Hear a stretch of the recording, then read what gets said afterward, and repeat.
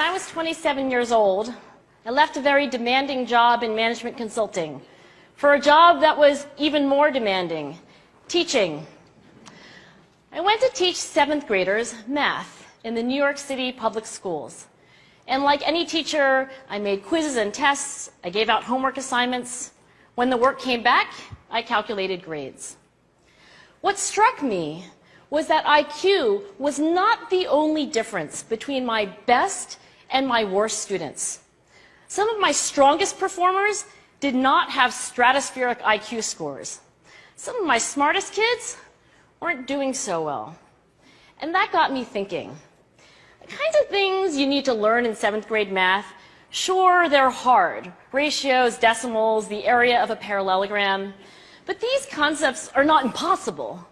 And I was firmly convinced that every one of my students could learn the material if they worked hard and long enough. After several more years of teaching, I came to the conclusion that what we need in education is a much better understanding of students and learning from a motivational perspective, from a psychological perspective. In education, the one thing we know how to measure best is IQ. But what if doing well in school and in life depends on much more than your ability to learn quickly and easily? So I left the classroom and I went to graduate school to become a psychologist. I started studying kids and adults in all kinds of super challenging settings. And in every study, my question was, who is successful here and why? My research team and I went to West Point Military Academy. We tried to predict which cadets would stay in military training and which would drop out. We went to the National Spelling Bee and tried to predict which children would advance farthest in competition. We studied rookie teachers working in really tough neighborhoods, asking which teachers are still going to be here in teaching by the end of the school year. And of those, who will be the most effective at improving learning outcomes for their students? We partnered with private companies asking which of these salespeople is going to keep their jobs and who's going to earn the most money. In all those very different contexts, one characteristic emerged as a significant predictor of success. And it wasn't social intelligence, it wasn't good looks, physical health, and it wasn't IQ. It was grit. Grit is passion and perseverance for very long-term goals. Grit is having stamina. Grit is sticking with your future, day in, day out, not just for the week, not just for the month, but for years, and working really hard to make that future a reality. Grit is living life like it's a marathon, not a sprint.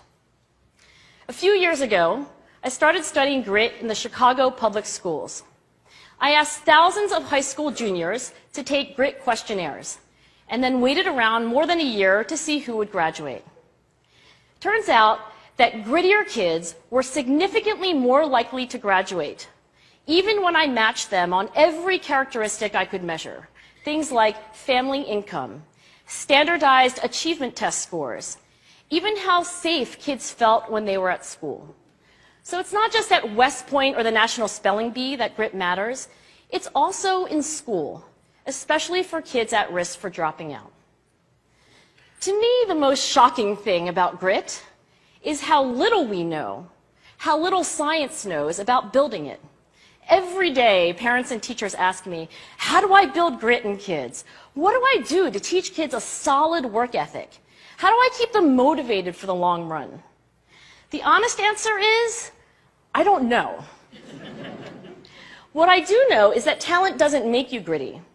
Our data show very clearly that there are many talented individuals who simply do not follow through on their commitments.